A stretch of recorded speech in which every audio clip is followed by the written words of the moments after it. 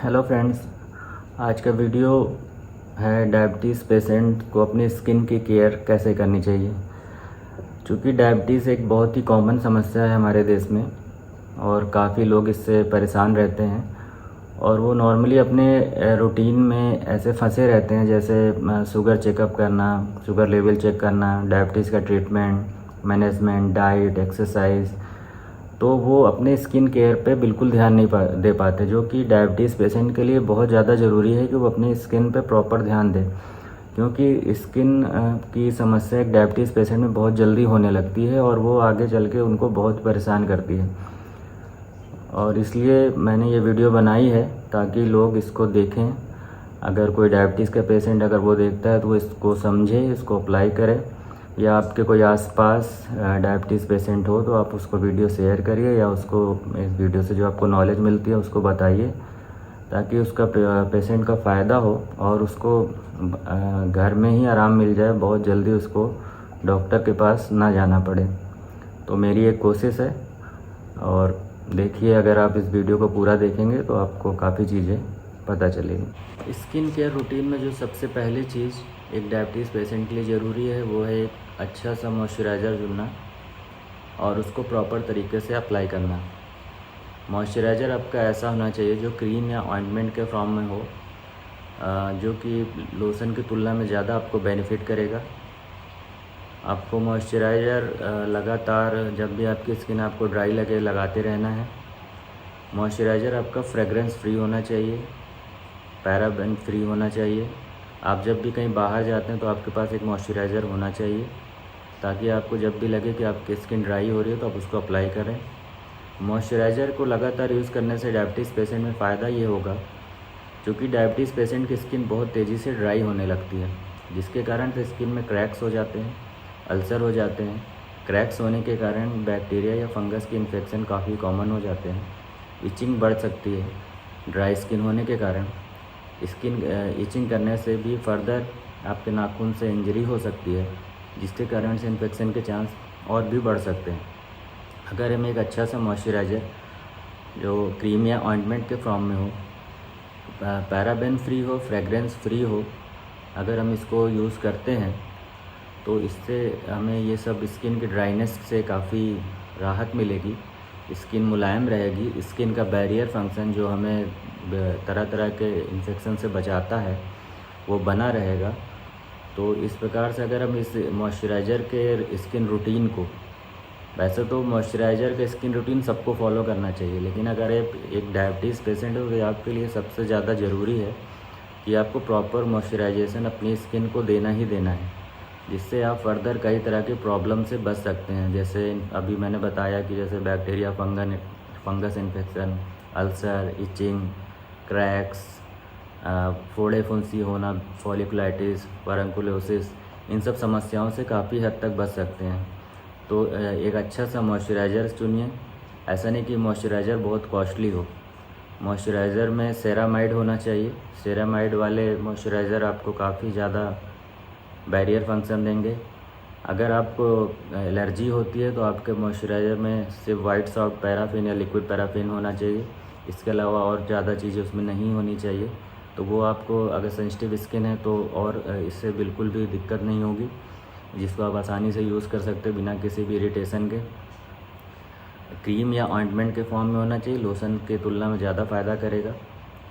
और इसके अलावा अगर आपकी बॉडी जब वेट होती, जैसे नहाने के बाद या स्विम करने के बाद, तो अगर आप स्किन को पूरा ड्राई होने से पहले ही मॉइस्चराइज़र अप्लाई कर लेते हैं तो वो आपके लिए ज़्यादा अच्छा रहेगा, क्योंकि स्किन में मॉइस्चराइज़र लॉक हो जाता है इस तरह करने से और काफ़ी देर तक आपको स्किन को मुलायम रखता है और बैरियर फंक्शन देता है।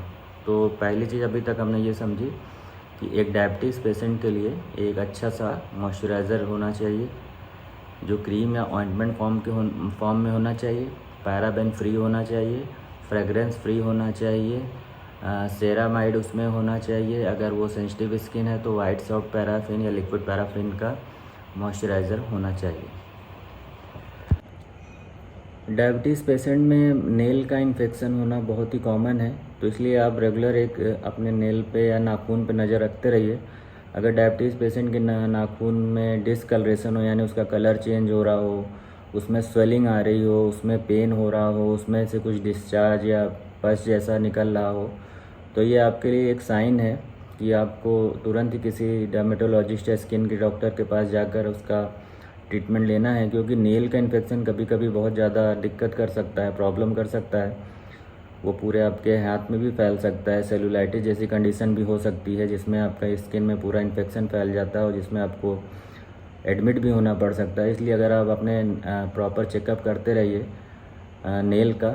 अगर जैसे कभी कभी बहुत ज़्यादा पानी में काम करने के कारण या बहुत ज़्यादा धूल गंदगी लगने के कारण भी नेल में इन्फेक्शन होना बहुत कॉमन है।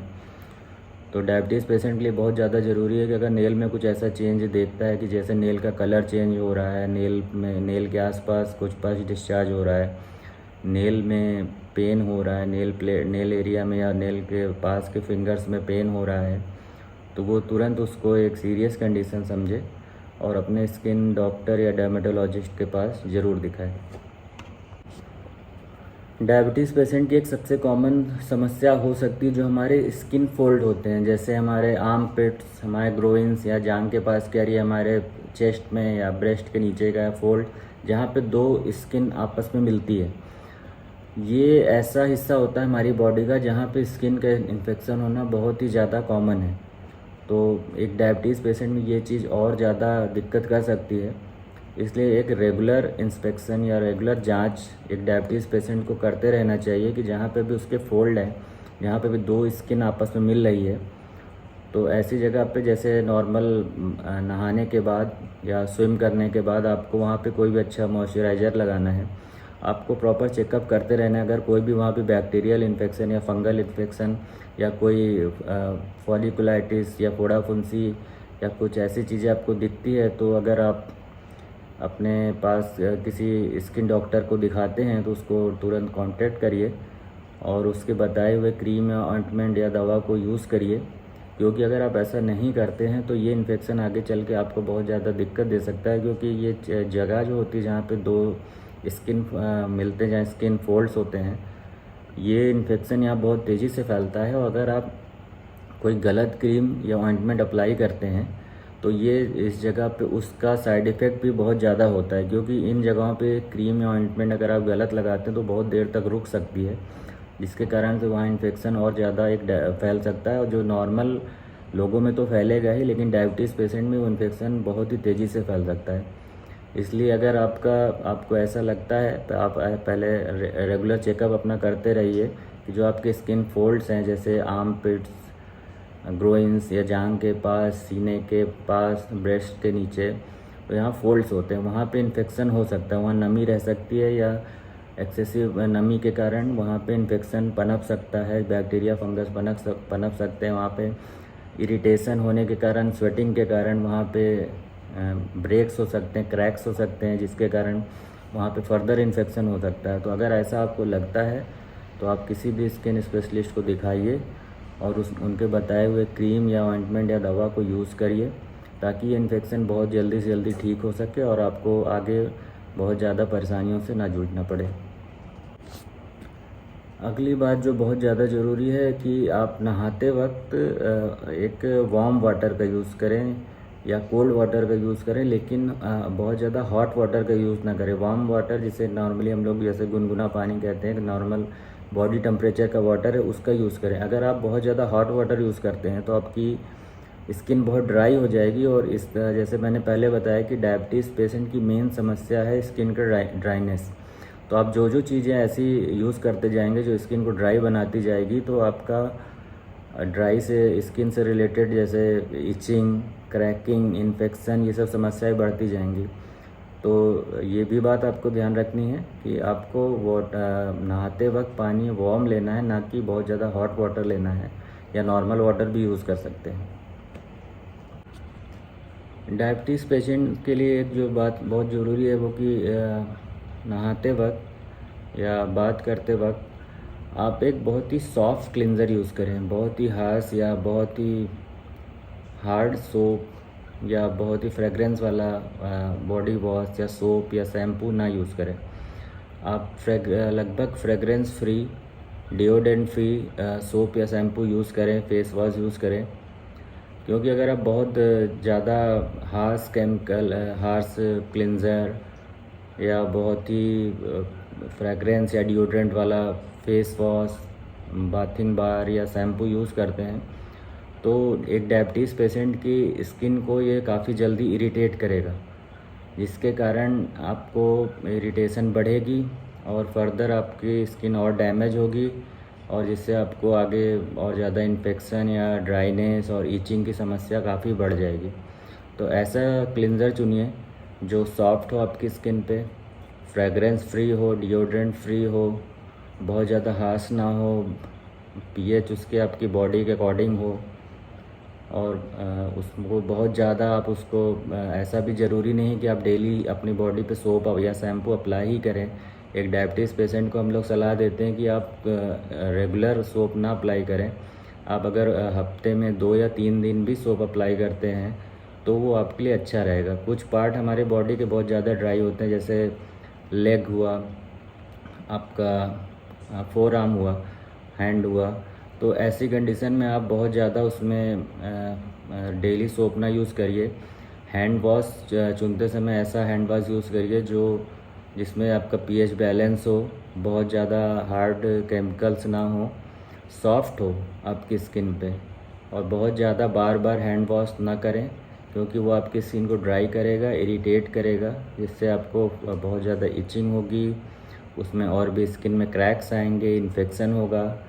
तो इसलिए इन सब बातों का ध्यान रखेंगे आप तो सॉफ्ट क्लिनज़र यूज़ करेंगे, फ्रेगरेंस फ्री यूज़ करेंगे, डिओड्रेंट फ्री यूज़ करेंगे और रेगुलर आपको डेली मतलब बॉडी वॉश या सोप डेली यूज़ नहीं करना है। तो आप अपनी स्किन को, डायबिटीज़ पेशेंट अपनी स्किन को काफ़ी लंबे समय तक अच्छी कंडीशन में बनाए रख सकते हैं।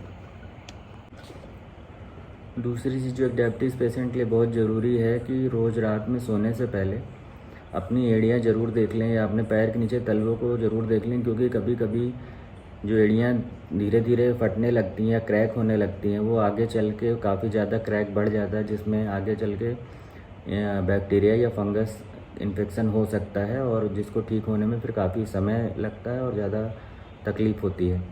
तो अगर आपको देखने में ऐसा लगता है कि आपकी हील एड़ियाँ क्रैक हो रही हैं, फट रही हैं, तो उसमें आप यूरिया कंटेनिंग क्रीम या lactic acid containing cream apply कर सकते हैं, जिससे वो एक कीरेटोलिटिक एजेंट का काम करेगा और फिर आपका वो एड़ियाँ फटना कम हो जाएगा, जिससे आप आगे होने वाली तकलीफ़ों से बच सकते हैं। तो दूसरी जो सबसे ज़रूरी चीज़ है कि आप अपने रात में सोने से पहले, बिस्तर पे जाने से पहले एक बार अपनी एड़ियाँ या अपने तलवे देख लें।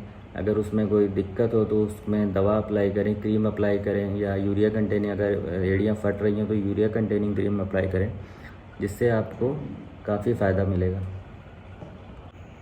और अब कुछ बातें जो जल्दी से मैं लास्ट में बताना चाहूँगा। एक डायबिटीज़ पेशेंट को कुछ चीज़ें और हैं जो रेगुलर ध्यान रखते रहना चाहिए, जैसे कि उसको अपने पैरों के नाखून छोटे रखने चाहिए, हाथ के उंगलियों के नाखून छोटे रखने चाहिए। रेगुलर अपने हाथ और पैर के उंगलियों के बीच में देखते रहना चाहिए कि कोई इन्फेक्शन तो नहीं हो रहा बहुत। और नहाने के बाद अपने पैर की उंगलियों और हाथ की उंगलियों के बीच में जो पानी रहता है, नमी रहती है, उसको अच्छे से सुखा लेना चाहिए, ड्राई कर लेना चाहिए। इसके अलावा अगर कोई भी कट होता है, वुंड होता है, कोई भी घाव होता है तो उसको अच्छे से ड्रेसिंग करना चाहिए, सादे पानी से उसको साफ़ करना चाहिए। बहुत ज़्यादा कोई एंटीसेप्टिक या एंटीबायोटिक क्रीम या केमिकल जब तक नहीं अप्लाई करना चाहिए, जब तक आपका डॉक्टर, स्किन डॉक्टर उसको रिकमेंड ना करे। सिर्फ सादे पानी से आप उसको साफ़ करिए। बहुत ज़्यादा आपको उस पर ड्रेसिंग भी नहीं करनी है, लेकिन हाँ अपने वुंड को साफ़ रखना है सादे पानी से साफ़ करके। तो ये सब चीज़ें कुछ डेली स्किन केयर है, तो मैं जल्दी से एक बार आपको रिपीट कर देता हूँ ताकि जो अगर पूरी वीडियो ना देखे हो तो। पहला है कि आपको एक डायबिटीज़ पेशेंट को जो केयर करनी है अपने स्किन की, कि वो फर्दर कुछ उसको स्किन प्रॉब्लम ज़्यादा ना हो। उसमें कुछ चीज़ें हैं जिसमें नंबर 1 पे है कि आपको अपनी स्किन में अच्छा मॉइस्चराइजेशन करना है। आपको रेगुलर अपने हील या सोल या तलवे या एड़ी का देखते रहना है कि उसमें क्रैक ना हो। आपको नीचे अपने सोल या तलवे को देखते रहना है कि उसमें कोई कट या छाले या घाव इस तरह ना हो। आपको अपने हाथ और पैर की उंगलियों के नाखून जो है छोटे रखने हैं। आपको अपने हाथ और पैर की उंगलियों के बीच में नहाने के बाद या पानी में लगने के बाद जो उसमें नमी होती है उसको अच्छे से सुखा लेना है। आपको अपने नाखूनों का ख़ास ध्यान रखना है कि अगर नाखून आपके कुछ उसमें डिसकलरेशन हो, पेन हो, पस आ रहा हो, तो उसके लिए भी आप स्किन डॉक्टर से सहायता ले सकते हैं। इसके अलावा आपको बहुत ज़्यादा हार्ड केमिकल या हार्ड सोप या क्लिनज़र यूज़ नहीं करना है। आपको हमेशा चीज़ें यूज़ करनी जो फ्रेगरेंस फ्री हो, पैराबेन फ्री हो, डिओड्रेंट फ्री हो। तो इस प्रकार आप अपने एक डायबिटीज़ पेशेंट एक अपने बहुत बिज़ी रूटीन में भी काफ़ी चीज़ों के साथ, मतलब अगर वो अपना डेली जो रूटीन है उसको फॉलो करते हुए भी अगर स्किन केयर पे भी ध्यान देता है तो वो अपनी लाइफ में काफ़ी अच्छे से अपनी लाइफ में जा सकते हैं। तो इसलिए स्किन केयर रूटीन भी उतना ही ज़रूरी है कि जितना आपका एक डायबिटीज़ पेशेंट के लिए और चीज़ें ज़रूरी हैं। क्योंकि अगर देखिए, अगर आप प्रॉब्लम में हैं, आप ठीक नहीं हो रहे हैं, आप परेशान हैं, आपको इचिंग हो रही है, आपको अल्सर हो रहे हैं, आपको इन्फेक्शन हो रहा है, तो फिर आप परेशान रहेंगे। तो और वो अगर आप उस चीज़ को पहले नोटिस कर लेंगे, प्रिवेंट कर लेंगे, तो आप फर्दर बहुत ज़्यादा परेशानियों से बच सकते हैं। तो मेरा ये वीडियो एक डायबिटीज़ पेशेंट के लिए ही बनाया गया है, ताकि वो स्किन की जो काफ़ी कॉमन प्रॉब्लम से परेशान हो सकते हैं, अगर वो प्रॉपर इन चीज़ों को फॉलो करते हैं तो उससे काफ़ी हद तक बचे रहते हैं। Thank you.